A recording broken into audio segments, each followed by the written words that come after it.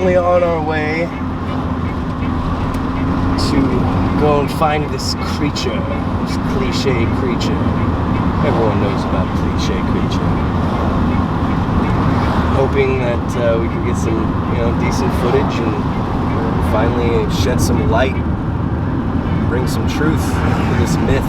Ultimately, we're just trying to answer the question, once and for all, does a cliche really exist?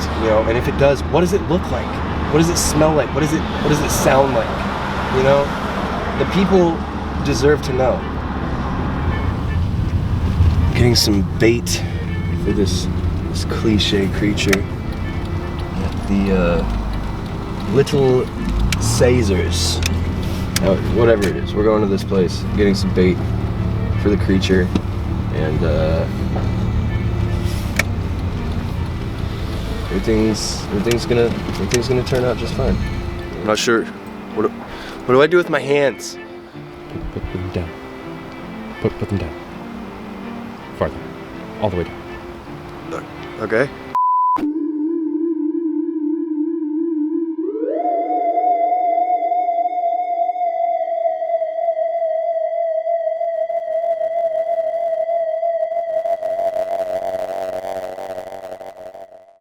We're here investigating this area. There's that legend of insert cliche legend here that tells us that insert cliche creature typically dwells in these woods. So we're here trying to get everything on video, just in case something predetermined and only slightly scary happens.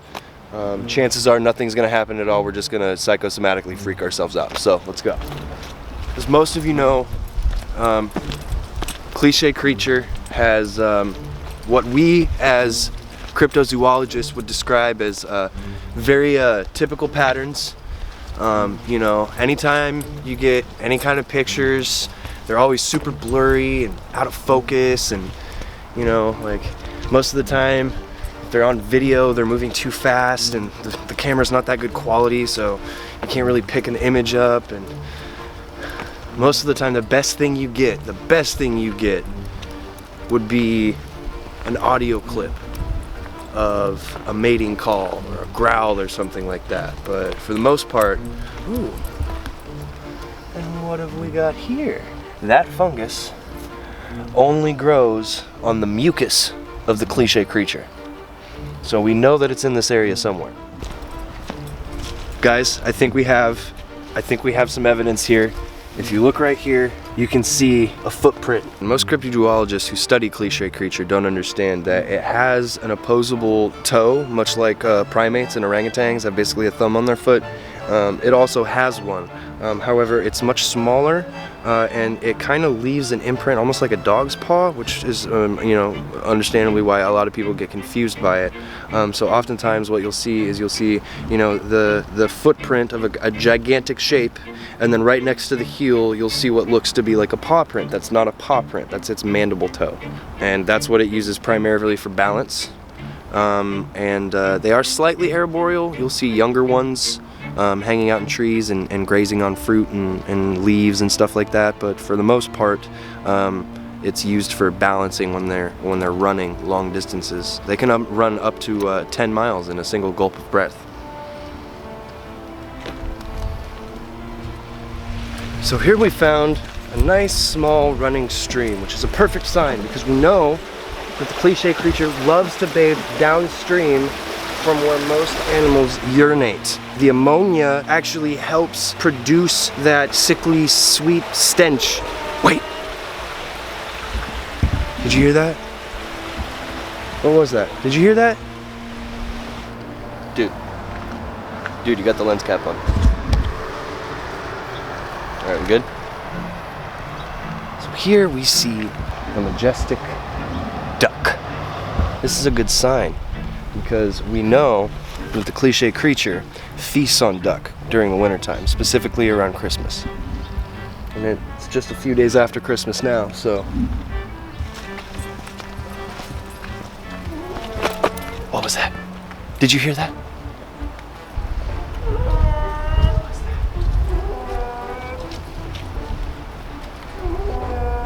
Wait a second. Did you hear that? Where is that coming from? Did you hear that? I think we're getting close. So this particular area right here, this is typically known as the hiding grounds. And what they do is they'll sit out in plain sight, and then they will spew their fragrances out into the air to try to attract other animals to come in, and they sit there as still as possible, trying to blend in as a piece of the environment. And when the animals get close enough, because of their scent, that's when they attack. And that's how they do most of their hunting. They hide in plain sight by trying to become a piece of the environment. Really just a fantastic area for observational purposes and, you know, purposes of looking at their hunting. Oh my God, did you see that? Come on! Oh, son of a bitch. Where was this? Close.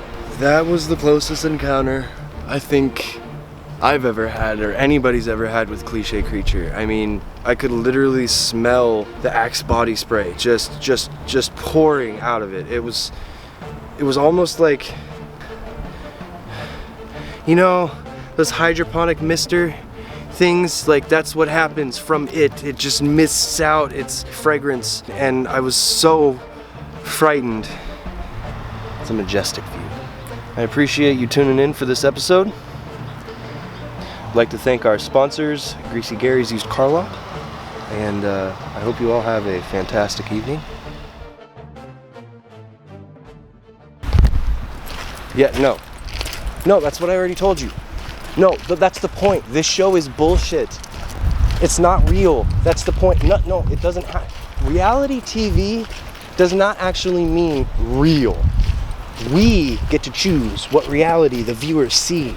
And so their reality is whatever the fuck I say it is. Alright? I already told you. This is a parody spoof show. This isn't a real life. Like, you really think that there's some fucking creature flying a trail that we can use all the goddamn time? Like, no. This is absolute bullshit. This is a cash grab. I'm using this as hopefully a jump-starting piggy bank for my real productions. The Real Housewives of Salem.